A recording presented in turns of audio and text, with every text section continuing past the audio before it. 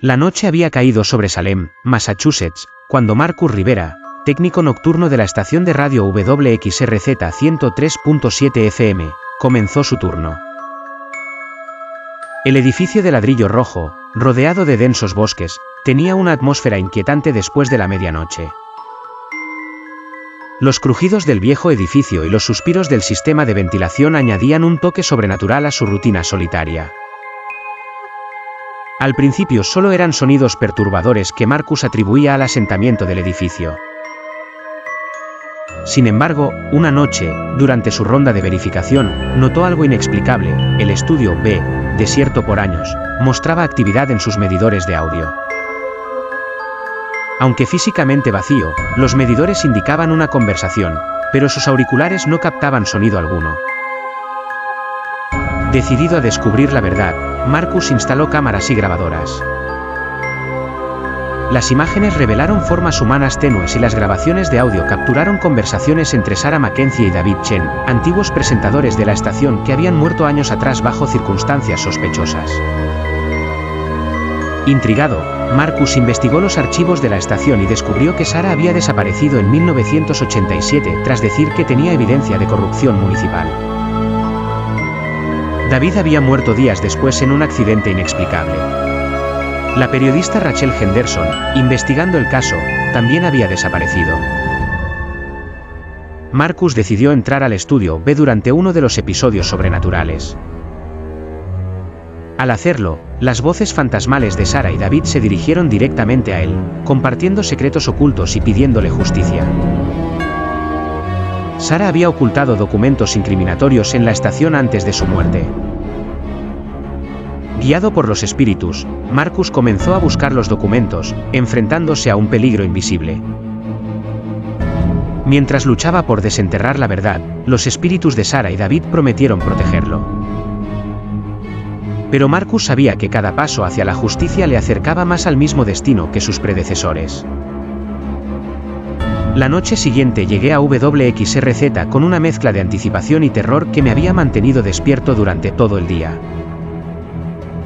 Había pasado las horas investigando los casos de Sarah Mackenzie, David Chen y Rachel Henderson, confirmando los detalles que las entidades me habían dado la noche anterior. Cada confirmación me convencía más de que experimentaba algo sobrenatural. Los archivos del periódico local contenían artículos sobre las desapariciones con detalles que diferían de lo que Sarah y David me habían contado. Sarah era descrita como alguien con problemas personales y financieros, David como un empleado marginal, y Rachel como una periodista sensacionalista. Pero al revisar archivos policiales, había discrepancias significativas. Testigos mencionaban que Sarah trabajaba en algo importante y que Rachel tenía evidencia de corrupción municipal. Llegué a la estación esa segunda noche preparado para buscar sistemáticamente. A las 12:47 de la noche, los medidores de estudio B comenzaron su actividad. Marcus, la voz de Sarah sonó clara. ¿Confirmaste lo que te dijimos? Sí, respondí. Pero los reportes pintan un cuadro diferente. Obvio, dijo David, destruyeron nuestra credibilidad. Sarah había escondido documentos usando características arquitectónicas ocultas del edificio. El edificio de WXRZ, construido en 1952 por Cornelius Blackwood, tenía espacios ocultos. Sarah había descubierto esto en 1987 al trabajar tarde una noche. Utilizó estos espacios para esconder la evidencia. Me dieron instrucciones para localizar el primer archivo detrás de un panel decorativo. La tercera noche llegué a WXRZ preparado para acceder al segundo archivo secreto, pero con una creciente sensación de ser observado. Durante el día había notado un sedán negro estacionado en diferentes ubicaciones a lo largo de mi ruta hacia la estación, siempre con alguien en el asiento del conductor prestando atención a mi vehículo. Al principio descarté esto como paranoia, inducida por la naturaleza extraordinaria de los eventos que había experimentado. Pero cuando el mismo vehículo apareció en el camino de acceso a WXRZ, decidí ser más precavido. En lugar de conducir directamente, estacioné mi vehículo en un área de descanso y caminé a través del bosque usando senderos de caza. Este enfoque me permitió observar la estación desde múltiples ángulos antes de entrar, asegurándome de que no había vehículos ni personas desconocidas. Lo que observé confirmó mis temores. Había equipos de monitoreo nuevos, antenas parabólicas montadas en árboles y cámaras infrarrojas dirigidas hacia las entradas. Estaba claro que se activaron sistemas de alarma automáticos por mi acceso previo al primer archivo. Aprovechando mi conocimiento del terreno, entré al edificio por una entrada de emergencia en el sótano, evitando ser detectado. Dentro, comprobé que los sistemas funcionaban normalmente, aunque alguien había movido sutilmente documentos en mi oficina. Un transmisor que no reconocí estaba oculto bajo mi escritorio. Decidí dejarlo en su lugar para no alertar a quienes lo instalaron. Pasada la medianoche, me dirigí a Estudio B para reanudar la comunicación con Sara y David. Confirmaron que el edificio estaba siendo vigilado, pero dijeron que el segundo archivo contenía pruebas suficientes para iniciar investigaciones oficiales. La información incluía pagos a funcionarios municipales y correspondencia que demostraba una conspiración para ocultar violaciones de seguridad en construcciones. Accedí al segundo archivo en el sótano, encontrando registros financieros y memos internos que confirmaban la corrupción. Sin embargo, al terminar de fotografiar los documentos, escuché pisadas y voces dentro del edificio. Era la cuarta noche de mi misión secreta y la paranoia crecía. Había percibido un sedán negro en el estacionamiento de mi edificio de apartamentos y había recibido una llamada por error que mencionaba mi nombre y dirección. Claramente, me estaban vigilando. Utilicé habilidades adquiridas en el servicio militar para documentar los patrones de vigilancia desde múltiples puntos de observación.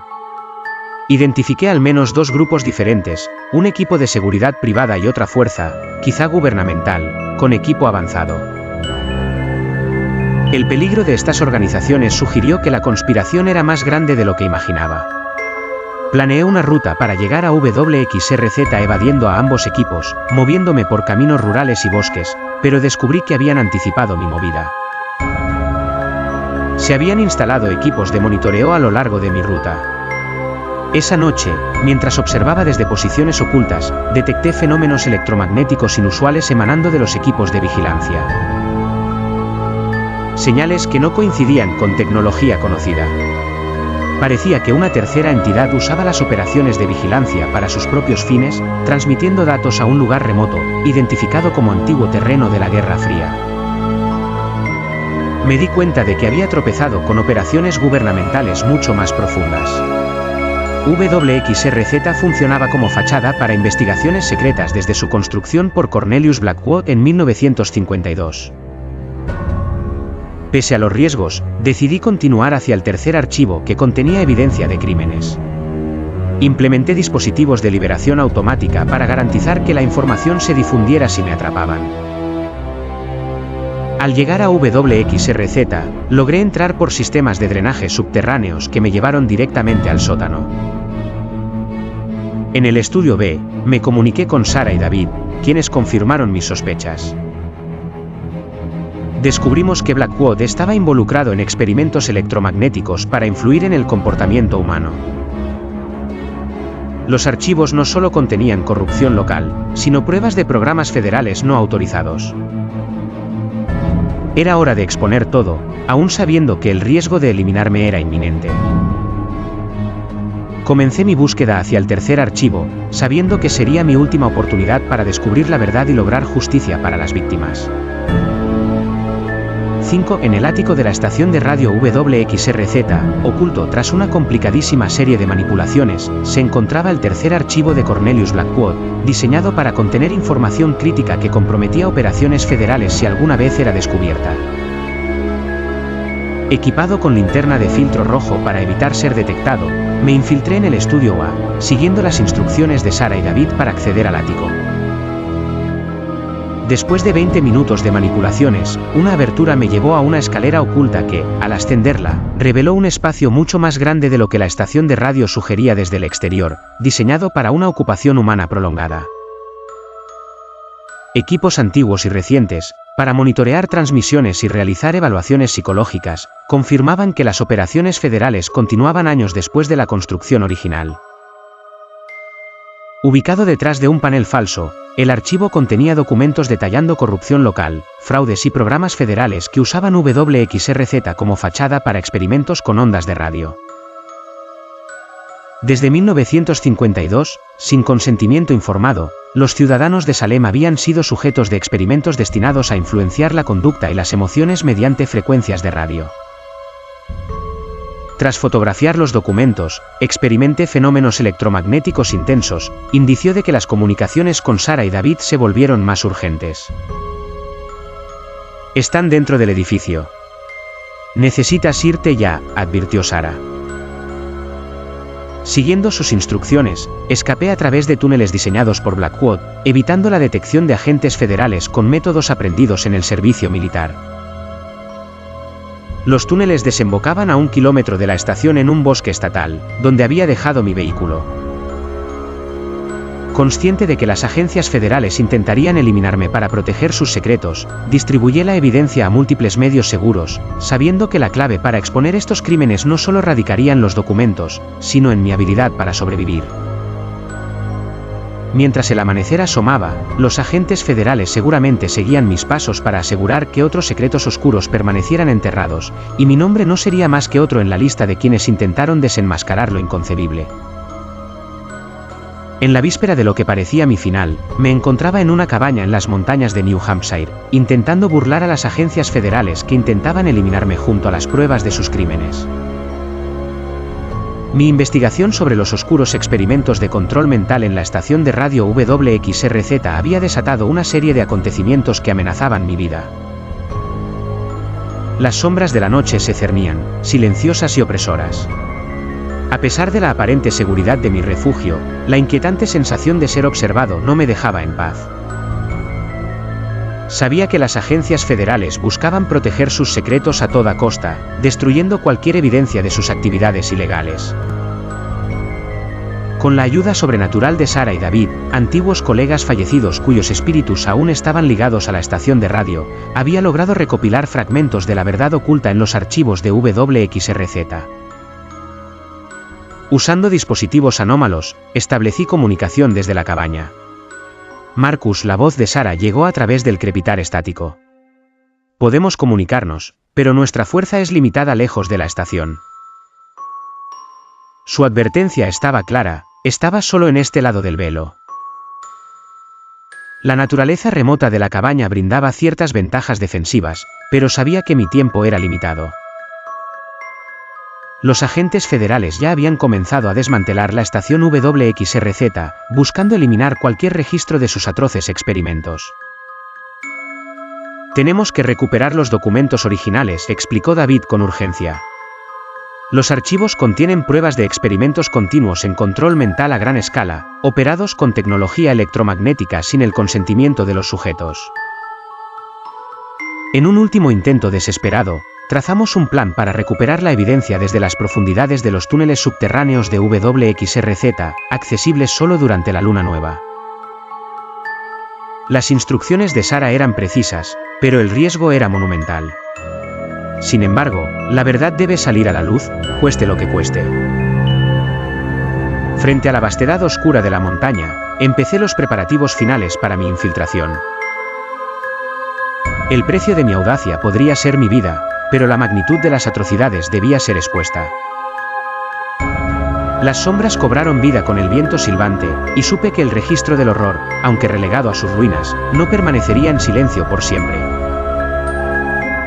Durante los 2 días de preparación en la cabaña de New Hampshire, había perfeccionado un plan para acceder a los documentos originales sin ser detectado por los sistemas de seguridad federal que ahora rodeaban WXRZ.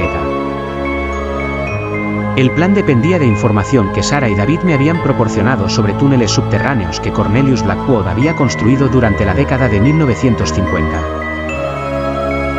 Se extendían más allá del edificio principal y conectaban con cavernas naturales. Los túneles, diseñados como rutas de escape durante la Guerra Fría, servían para almacenar materiales protegidos de la detección. Blackwood utilizó conocimientos militares para crear espacios invisibles a métodos de detección modernos, inutilizándolos para los agentes federales monitoreando WXRZ. Seguía las instrucciones detalladas para localizar la entrada del túnel, camuflada como una caverna natural, pero realmente era una creación artificial. Debía usar equipo especializado para mantener comunicación electromagnética con Sarah y David mientras navegaba el sistema subterráneo.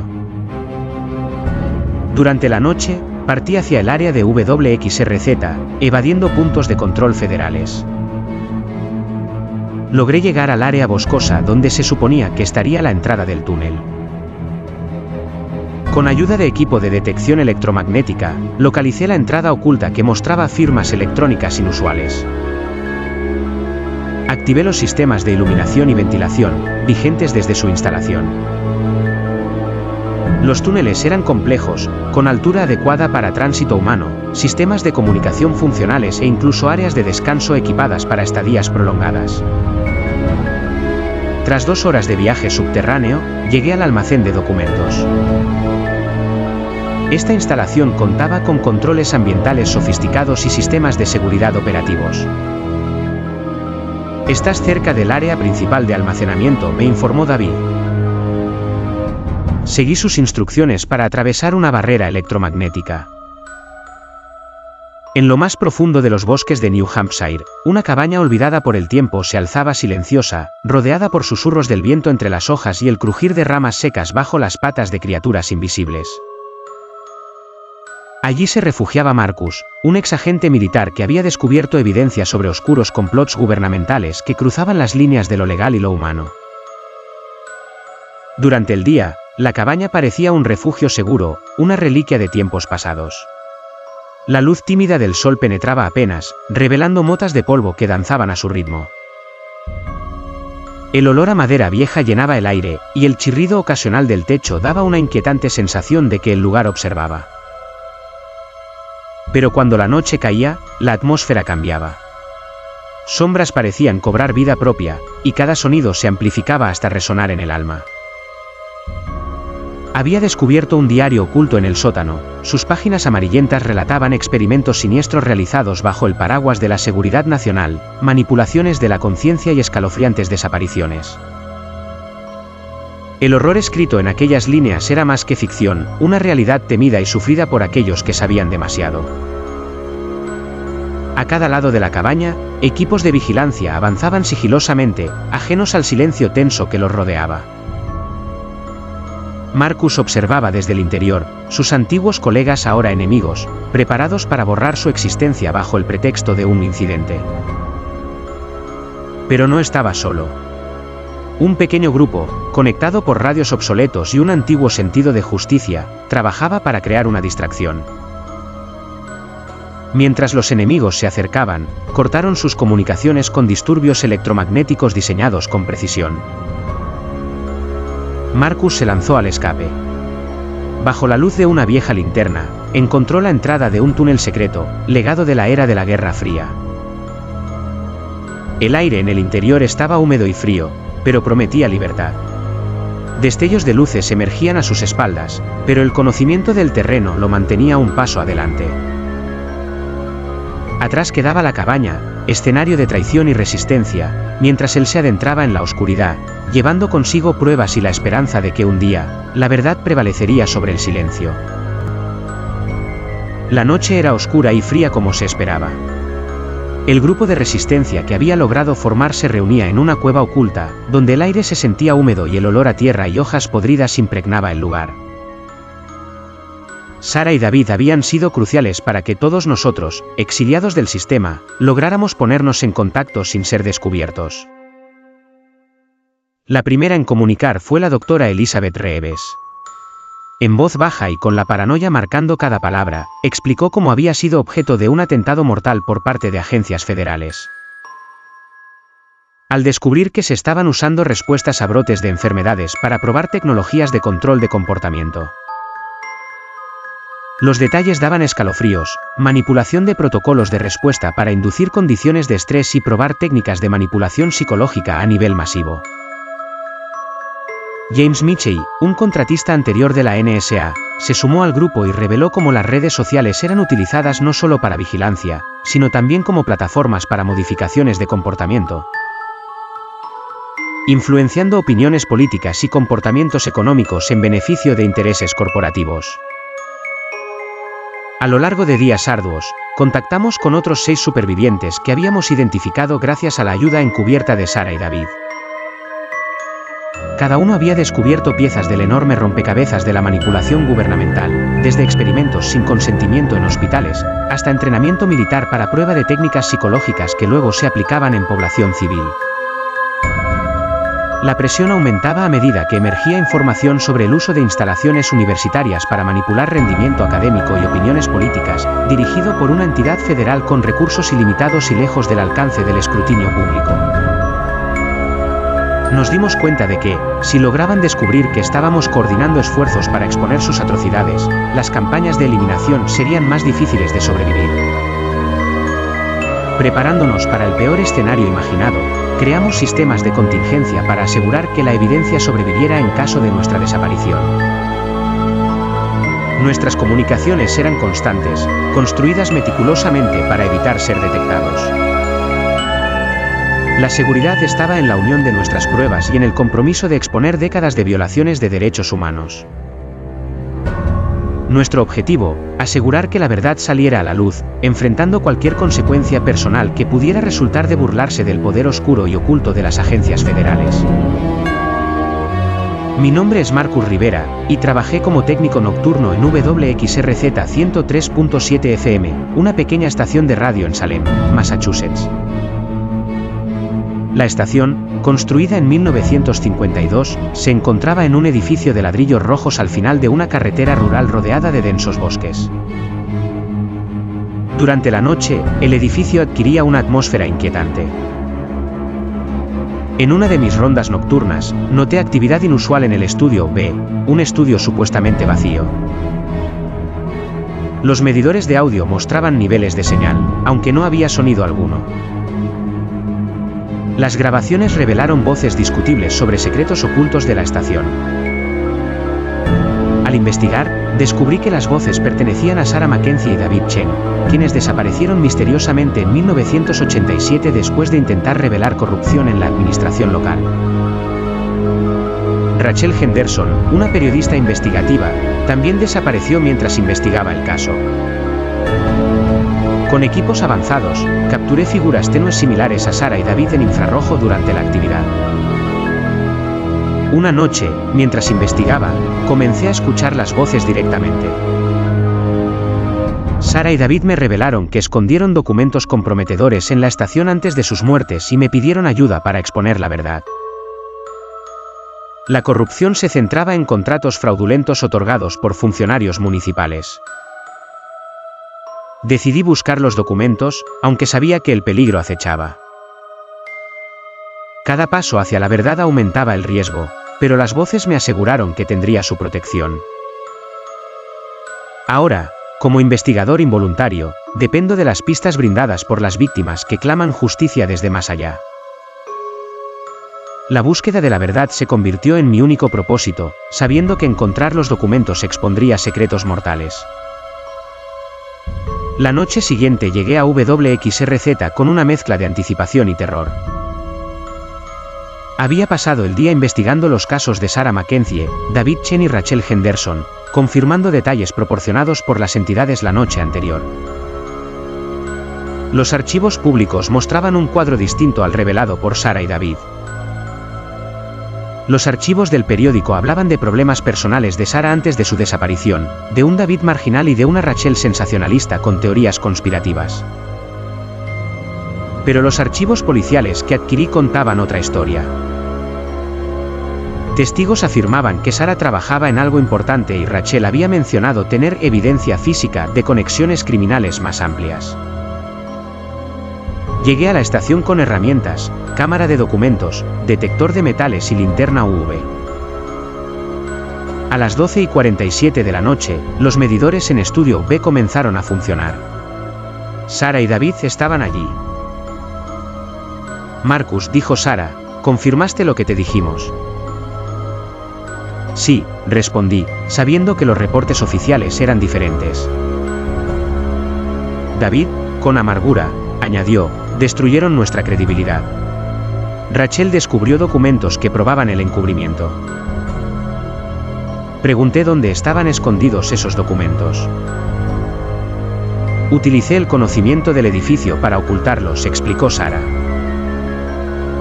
Me proporcionaron instrucciones para encontrar el primer Archive Bowl. Retiré un panel y encontré una caja sellada con archivos que confirmaban la corrupción que descubrieron. Mientras examinaba los documentos, hablé con Sarah y David sobre cómo proceder. La tercera noche llegué a WXRZ, preparado para acceder al segundo archivo oculto, pero la sensación de ser observado crecía.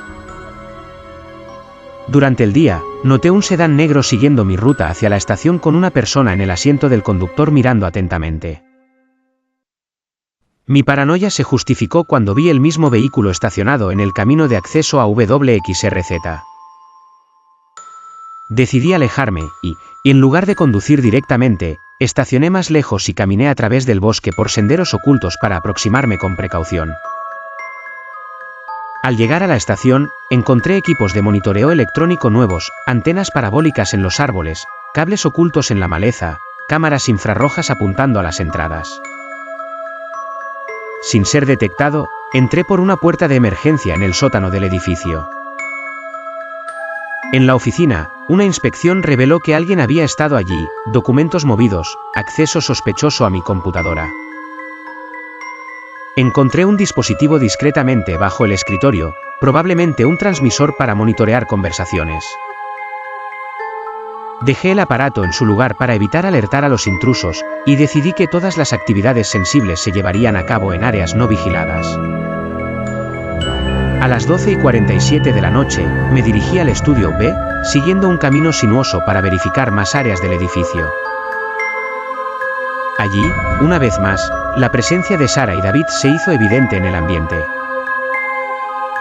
Marcus, la voz de Sarah sonó urgente, sabes que están vigilando el edificio. Confirmé mis descubrimientos y ellos me explicaron que la información del segundo archivo podría iniciar investigaciones oficiales. Con sigilo, accedí al segundo archivo oculto en el sótano. Encontré documentos incriminatorios, registros financieros de pagos entre compañías de construcción y funcionarios municipales, correspondencia que demostraba el encubrimiento de violaciones de códigos de seguridad que causaron el colapso del auditorio municipal en 1985. Durante el viaje de regreso, aseguré la evidencia en ubicaciones seguras tanto físicas como digitales. Marcus había estado investigando una conspiración en la estación de radio WXRZ, donde había descubierto una corruptela municipal inicial. Sin embargo, todo se volvió más complejo cuando se dio cuenta de que estaba siendo monitorizado por fuerzas privadas y gubernamentales, que usaban equipo sofisticado. Ahora Marcus intentaba infiltrarse en la estación utilizando caminos rurales y equipos de visión nocturna para llegar sin ser detectado. Descubrió un equipo de vigilancia con técnicas coordinadas y equipos de visión nocturna. No solo se trataba de proteger corrupción local, podría tratarse de implicaciones en la seguridad nacional. El tercer archivo, pensó Marcus, podría contener secretos gubernamentales más profundos. Debía continuar su investigación a pesar de los riesgos elevados. Implementó medidas como interruptores de hombre muerto, que liberarían información automáticamente si algo le ocurría. Utilizando drenajes subterráneos, Marcus logró infiltrarse en WXRZ. En el estudio B, Sarah y David le informaron sobre una conexión federal. Cornelius Blackwood, un ingeniero de comunicaciones militares, había creado WXRZ no solo como estación, sino como un centro para experimentos de influencia sobre la población. Marcus supo que debía acceder al tercer archivo para revelar toda la verdad, entendiendo por experiencia que esto podría desencadenar respuestas gubernamentales diseñadas para silenciarlo.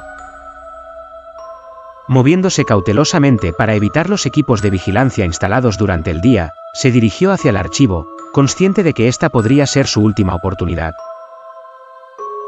Los fenómenos electromagnéticos en el edificio parecían más intensos esa noche, como si la misma estación respondiera a la tensión creciente de una misión que podría ser su última.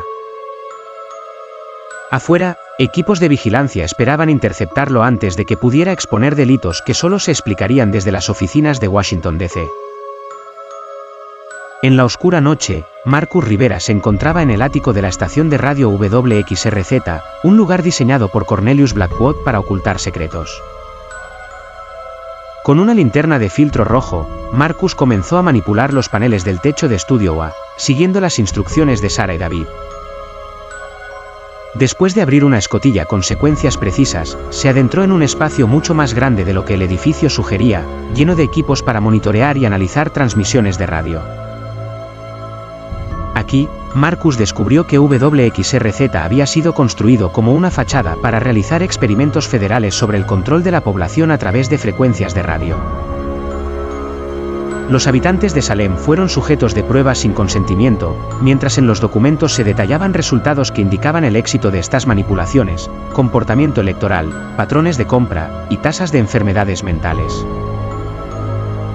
Mientras Marcus investigaba, se dio cuenta de que su comunicación con Sarah y David estaba siendo detectada por agentes federales que se aproximaban rápidamente al edificio, decididos a eliminarlo. Sarah y David, ahora entidades electromagnéticas, le instaron a escapar. Siguiendo indicaciones, Marcus utilizó túneles secretos para evadir a sus perseguidores y transmitir evidencia a múltiples servidores seguros, anticipando ser el próximo objetivo de eliminación por las fuerzas federales. Sin embargo, su lucha no excedía la búsqueda de justicia. Marcus, impulsado por la valentía y la determinación de exponer décadas de crímenes gubernamentales, distribuyó la información críticamente, consciente de que los enigmas ocultos tras la fachada de WXRZ estaban por desmoronarse. Mientras que la oscuridad reinante ocultaba el acecho mortal de agentes federales, decididos a silenciarlo para siempre. En algún lugar, el destino de Marcus pendía de un hilo, mientras la verdad sobre el control del comportamiento humano por espectros electromagnéticos esperaba ser finalmente revelada. En una pequeña aldea de Asturias llamada San Silencio, donde la niebla se desliza como un espectro sobre los tejados de pizarra, existe una leyenda que cuenta sobre un viejo relón en la torre del pueblo. Nadie sabe con certeza su origen, ni el año en el que fue colocado allí, pero los ancianos del pueblo dicen que tiene el poder de alterar el tiempo. Ese reloj todavía funciona, aunque la esfera esté empañada por el paso de generaciones, y sus manecillas avancen con una paciencia de siglos. Se cuenta que quien osara arreglar el reloj, quedaría atrapado en un bucle temporal. Un castigo para aquellos que intentan desafiar el tiempo. Ana, una joven apasionada por los misterios, decidió investigar la historia que rodeaba al reloj. Era una noche de luna nueva cuando se aventuró hasta la torre. La oscuridad y el silencio enviaban escalofríos que viajaban por su piel como arañas invisibles. Al entrar, el aire estaba pesado, impregnado de humedad y crujía bajo sus pasos. Subió las escaleras sinuosas que levitaban como si fueran parte de un cruel acertijo. Cuando llegó al ático, el ruido del reloj llenaba la habitación, batiendo como el tambor de un corazón antiguo y cansado. Ana se acercó al mecanismo oxidado y cuidadosamente lo examinó. Con cada giro de las manecillas, las sombras en la habitación parecían doblarse y deformarse en las paredes. Sin miedo, comenzaba a trastear con las tuercas del reloj, cuando sintió como las sombras la abrazaban. De pronto, el suelo pareció licuarse bajo sus pies, el mundo se tambaleó y los contornos del tiempo se desdibujaron como tinta en agua. Se encontró de nuevo en la entrada de la torre, a la misma hora en la que había entrado, como si nunca hubiera subido. Día tras día, el amanecer no traía nada más que el mismo día en que había ajustado el reloj. Intentando romper el ciclo, repetía el proceso, variando sus acciones con incremento obsesivo. Durante los 2 días de preparación en la cabaña de New Hampshire, había perfeccionado un plan que me permitiría acceder a los documentos originales sin ser detectado por los sistemas de seguridad federal que ahora rodeaban WXRZ. El plan dependía de información que Sarah y David me habían proporcionado sobre túneles subterráneos que Cornelius Blackwood había construido durante la década de 1950, túneles que se extendían mucho más allá de los límites del edificio principal y que conectaban con sistemas de cavernas naturales en el área. Durante la noche antes de mi regreso planeado hacia Massachusetts, Sarah y David me dieron instrucciones detalladas sobre cómo localizar la entrada del túnel y navegar el sistema subterráneo hacia la ubicación de la bóveda. Me advirtieron que acceder a los documentos requeriría más que simplemente llegar a la ubicación correcta. Estaban protegidos por sistemas de seguridad electromagnética que solo se podían eludir usando técnicas específicas que requerían interacción directa. Con esta información, había reunido equipo especializado que me permitiría mantener la comunicación con Sarah y David. La noche del tercer día, partí hacia Massachusetts, evitando áreas donde las agencias federales podían haber establecido puntos de control. Mi enfoque hacia el área alrededor de WXRZ requirió caminar a través de áreas boscosas usando visión nocturna hacia la entrada oculta del túnel. Cuando llegué al área boscosa donde se suponía que estaba la entrada, inicialmente tuve dificultad para identificar su ubicación correcta. Pero utilizando equipo de detección electromagnética, finalmente localicé una entrada de cueva que mostraba firmas electrónicas inusuales. Siguiendo las instrucciones, encontré controles ocultos que activaron sistemas de iluminación y ventilación, revelando un sistema de túneles sofisticado. Navegar el sistema de túneles hasta la ubicación de almacenamiento de los documentos originales requería una ruta precisa.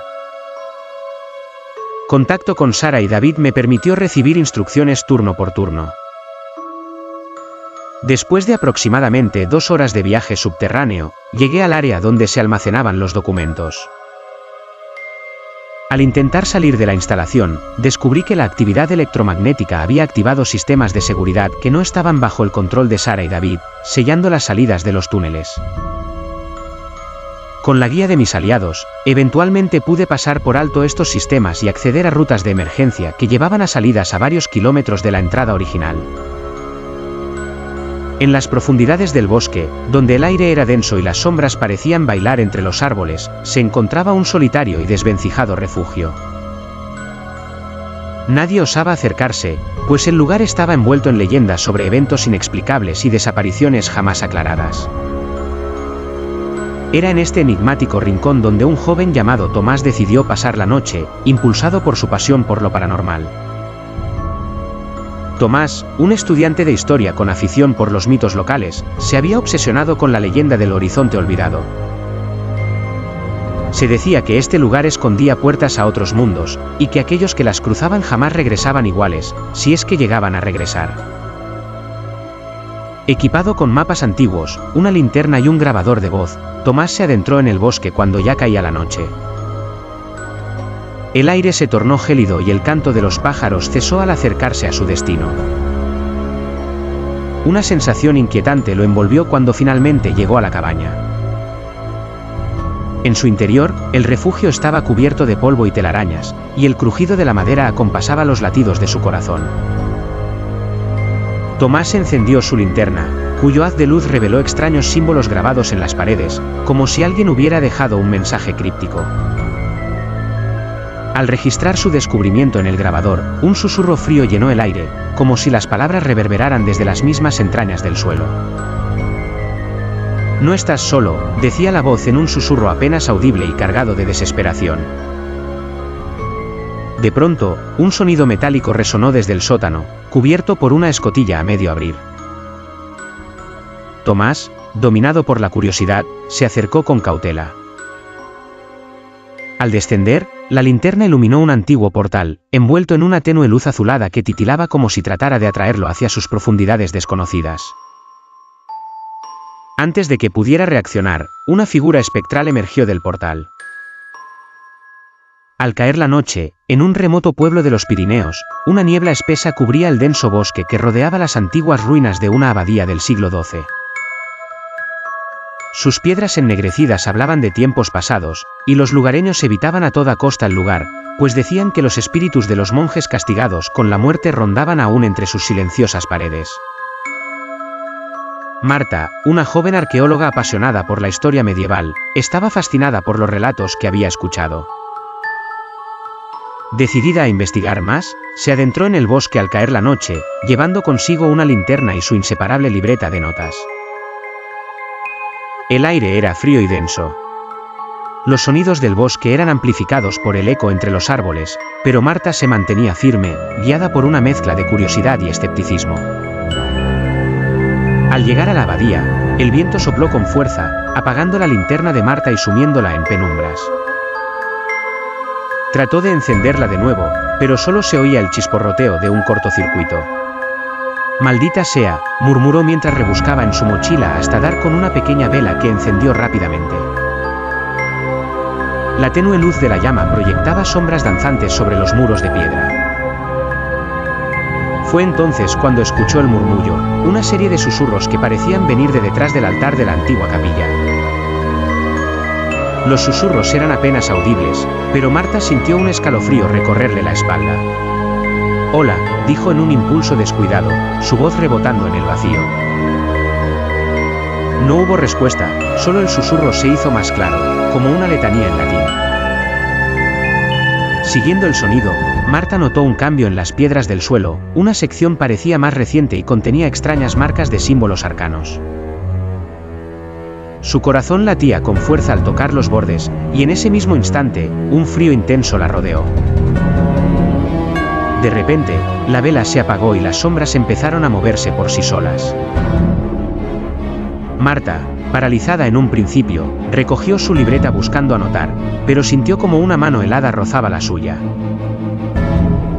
La aterradora comprensión de no estar sola le hizo tomar una decisión: correr. Sin mirar atrás, se adentró de nuevo en el bosque oscuro, con la sensación de que los susurros la seguían. La trama se desarrollaba en un almacén abandonado en Men al amanecer, donde Marcus y su red de resistencia intentaban exponer una conspiración a nivel mundial. Sin embargo, algo más poderoso que el gobierno estaba interviniendo. Sara y David, compañeros de Marcus, lo contactaron urgentemente. «Marcus, hay algo terrible ocurriendo. No son solo las agencias federales intentando detenerte». David añadió que las agencias habían recibido órdenes de cesar sus actividades, algo más poderoso había tomado control de la situación.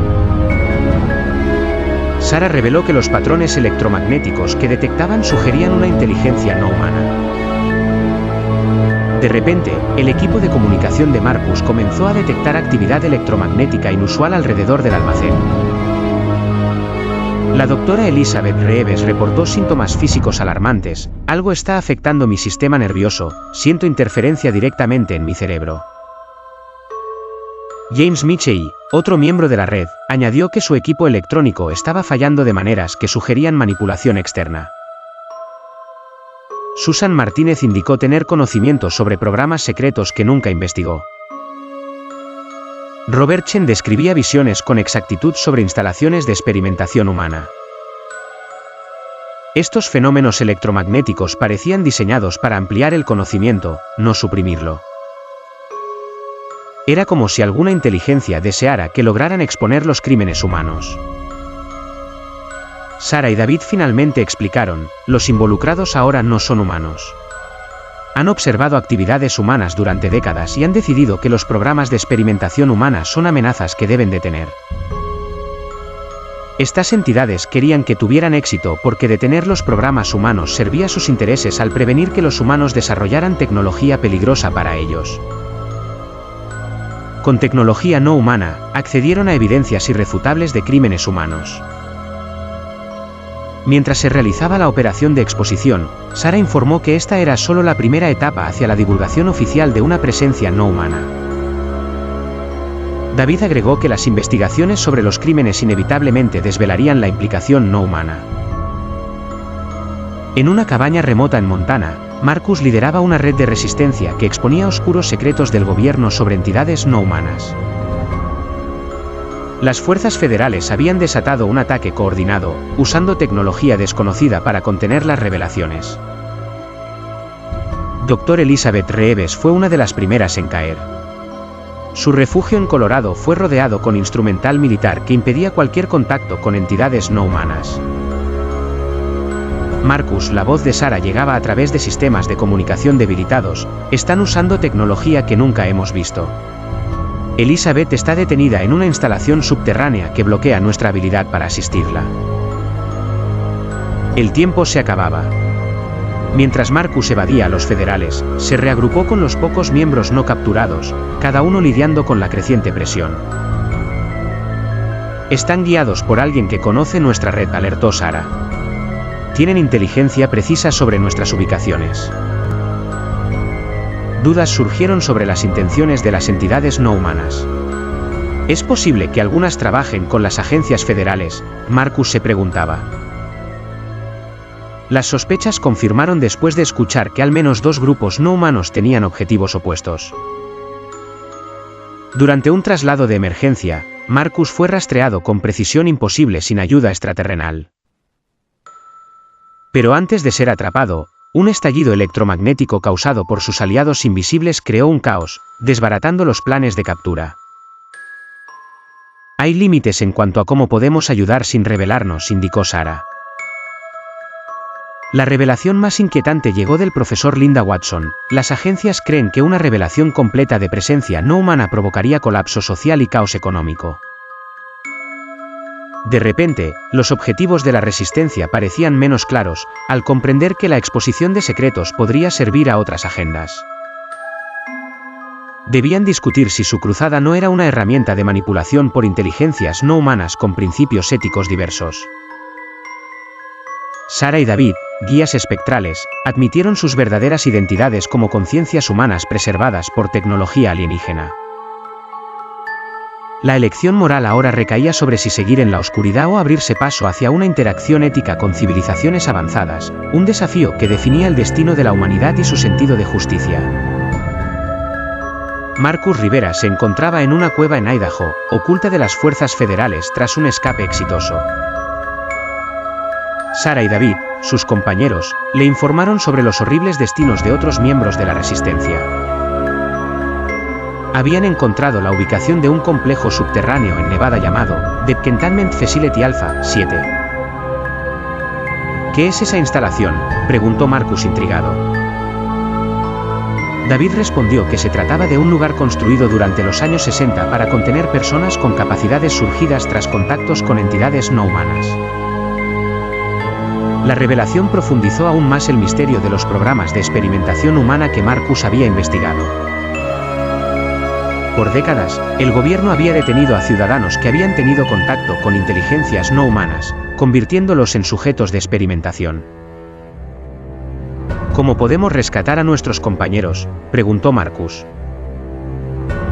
Sara propuso una solución arriesgada. La rendición voluntaria de Marcus podría permitir organizar una resistencia desde dentro de la instalación. Marcus aceptó el plan, pese al peligro, consciente de que podría desatar una revelación masiva sobre la existencia de seres no humanos. Al ser capturado e internado en Alpha 7, Marcus descubrió la magnitud del complejo, con miles de celdas y sofisticados sistemas que parecían más allá de la tecnología humana. A través de canales de comunicación ocultos, Marcus se contactó con otros detenidos, confirmando que la resistencia ya estaba en marcha para liberar a miles de prisioneros y destapar la verdad. Pronto, el mundo sabría sobre las décadas de abuso y encubrimiento a manos del gobierno, y cómo miles de personas con habilidades especiales transformarían la historia humana en un intento por emerger de las sombras hacia la luz. Las instalaciones en The Containment Facility Alpha 7 no eran simplemente centros de detención, sino laboratorios donde se llevaban a cabo experimentos que violaban los derechos humanos. Los detenidos sometidos a procedimientos para modificar sus capacidades electromagnéticas se preparaban para el evento de integración. Durante comunicaciones secretas, Marcus y el Dr. Elizabeth Reeves descubrieron que las agencias gubernamentales estaban intentando preparar a las poblaciones humanas para el contacto inevitable con inteligencia no humana, seleccionando individuos para servir como intermediarios.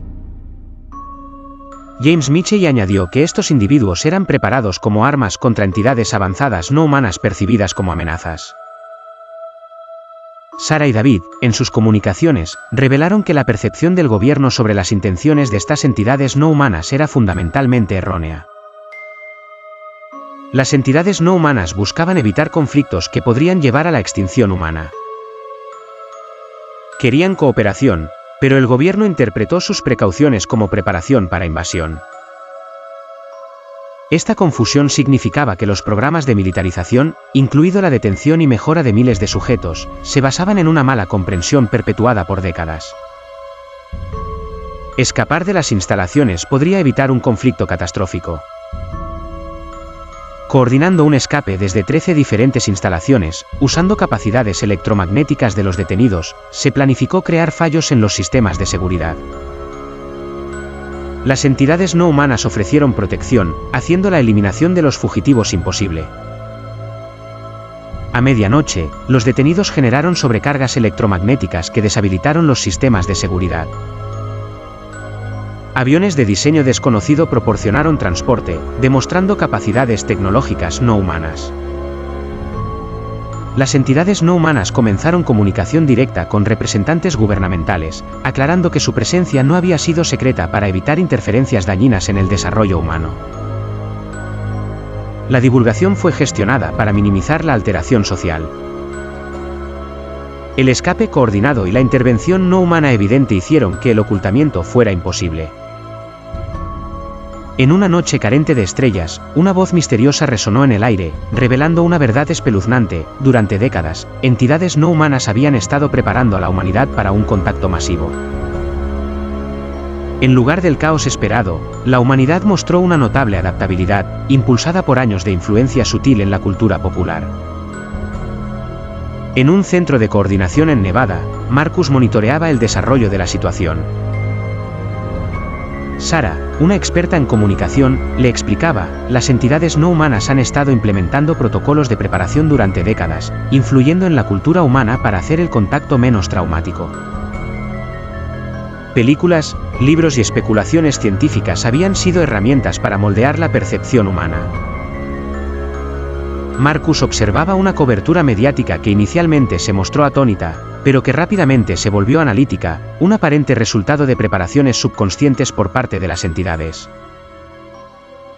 David, otro miembro del equipo, reveló: estas entidades no humanas han estado guiando el desarrollo cultural para preparar a las poblaciones.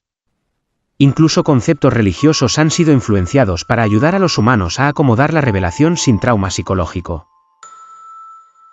La revelación creó comités internacionales de cooperación, donde representantes de distintas naciones, científicos y líderes religiosos trabajaban juntos para establecer relaciones formales con estas entidades no humanas. Dr. Elizabeth Reeves, sirviendo como enlace, informaba sobre las respuestas gubernamentales globales. Aunque muchos gobiernos tenían conciencia de la presencia no humana, la mayoría admiten que malinterpretaron sus intenciones. El ingeniero James Michel añadió: estas entidades están ofreciendo tecnologías que podrían resolver los principales problemas humanos, pero solo bajo condiciones de cooperación ética. El acceso a tecnologías avanzadas requería un nuevo nivel de colaboración internacional. Pero el cambio más significativo ocurría a nivel individual. La profesora Linda Watson lideraba programas educativos para desarrollar capacidades de comunicación electromagnética, facilitando el contacto directo con entidades no humanas. Mientras tanto, los militares se adaptaban de preparaciones para conflictos a colaboraciones para enfrentar amenazas reales que ambas civilizaciones enfrentaban. Marcus, todavía un puente entre gobiernos y entidades no humanas, veía como su investigación original era solo el comienzo de transformaciones que cambiarían la humanidad para siempre. Los misteriosos susurros eran el preludio de una nueva era que requería sabiduría y cooperación para navegar exitosamente en un universo lleno de oportunidades y desafíos inimaginables. En un pequeño pueblo minero, un túnel sellado por años fue abierto y los mineros colocaron un micrófono dentro. Lo que captaron no fueron sonidos de rocas, sino voces. Gritos de decenas, cientos. Quienes escucharon la grabación tuvieron pesadillas horribles, sintiéndose enterrados vivos. La mina se clausuró, y nadie volvió. Un contestador automático de los años 90 contenía mensajes diarios a la misma hora, siempre una respiración agitada. La denunciante grabó su voz propia nombrándola desde el otro lado de la línea. Se mudó, dejando atrás el número, incapaz de entender esa horrorosa coincidencia. En un campamento, exploradores captaron risas y llantos en el bosque. Un chillido agudo llenó el audio antes de una explosión de gritos. La grabadora, encontrada junto a las mochilas abandonadas, era el único rastro de los jóvenes, nunca hallados. Risas profundas cerraban la cinta. Un hospital abandonado guardaba el eco de voces médicas. Un grito aterrador emergió: «¡Sujétenlo!». Los que escucharon el audio sufrieron sangrado de oídos. Finalmente, una grabación secreta es temida por su capacidad de imitar la voz del oyente. Comienza con silencio opresivo, seguido por una voz femenina en un idioma irreconocible, que transforma el tono al de quien escucha.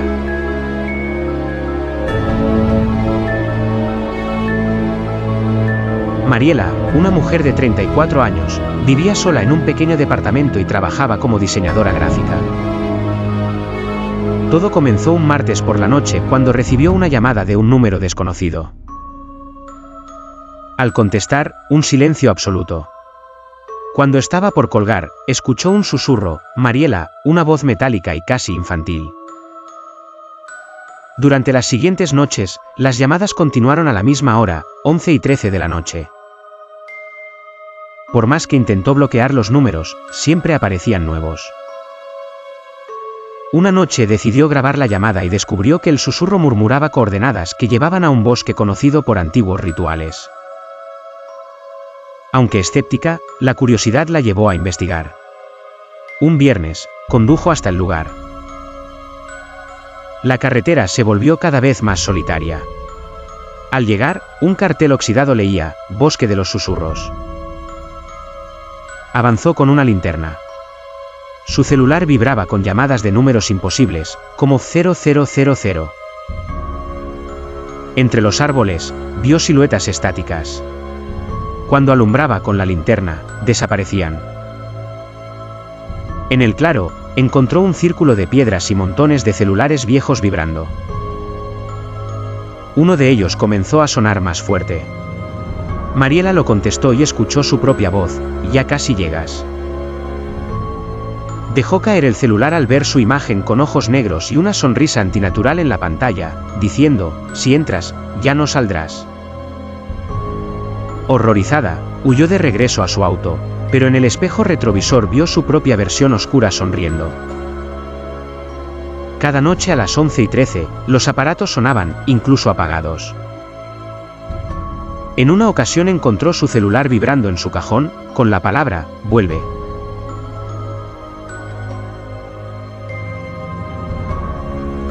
Hay lugares que nunca deberían ser visitados. Lugares que permanecen en silencio, no porque estén vacíos, sino porque guardan demasiado ruido del pasado. El sanatorio de Santa Verónica es uno de ellos. Un hospital psiquiátrico clausurado hace más de 30 años, tras una serie de muertes inexplicables que jamás fueron aclaradas. Hoy, 4 jóvenes deciden entrar en él como parte de un reto de Internet. Lo que ignoran, es que algunos pacientes nunca abandonaron realmente sus habitaciones. La historia comienza con Daniel, un aspirante a YouTube de 22 años. Ha convencido a 3 amigos: Carla, la escéptica; Andrés, el bromista; Sofía, que acepta solo por no quedarse atrás. Su misión: pasar una noche en el sanatorio, grabarlo todo y demostrar que los rumores son solo eso, rumores. Al caer la tarde, cruzan la verja oxidada. La cámara tiembla con cada paso. El viento parece silbar entre las ventanas rotas. Carla dice en tono burlón: «Vaya, qué terrorífico. Solo faltan los fantasmas». Daniel responde: «Pues mejor que aparezcan, porque este vídeo tiene que hacerse viral».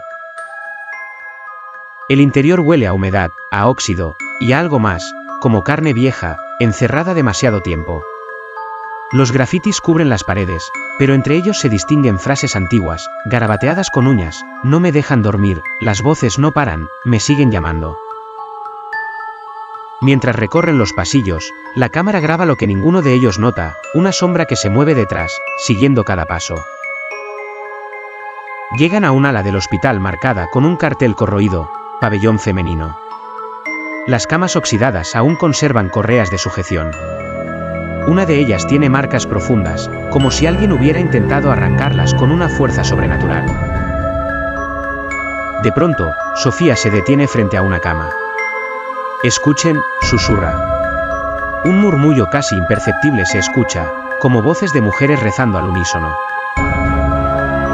Los demás ríen nerviosos, pero la cámara capta claramente varias figuras blancas moviéndose al fondo del pasillo. En una oficina encuentran archivadores llenos de historias clínicas. Daniel, entusiasmado, lee en voz alta, paciente 237, mujer de 29 años. Diagnóstico, psicosis severa. Síntoma principal, asegura que las paredes respiran y que algo la observa cada noche. Estado actual, desaparecida. De repente, un golpe seco. Todos se giran. La puerta se cerró sola. Carla intenta abrirla, pero está trabada. En ese instante, las luces de las linternas parpadean. Una risa femenina, metálica y distorsionada, llena el cuarto. Logran salir corriendo hacia el sótano, creyendo encontrar otra salida. Allí descubren una sala de tratamiento, sillas eléctricas, camillas con correas, frascos de medicamentos vencidos hace décadas. En una esquina, alguien ha escrito con sangre seca, no abras la puerta del fondo. Andrés, el bromista, se acerca y la abre sin pensarlo.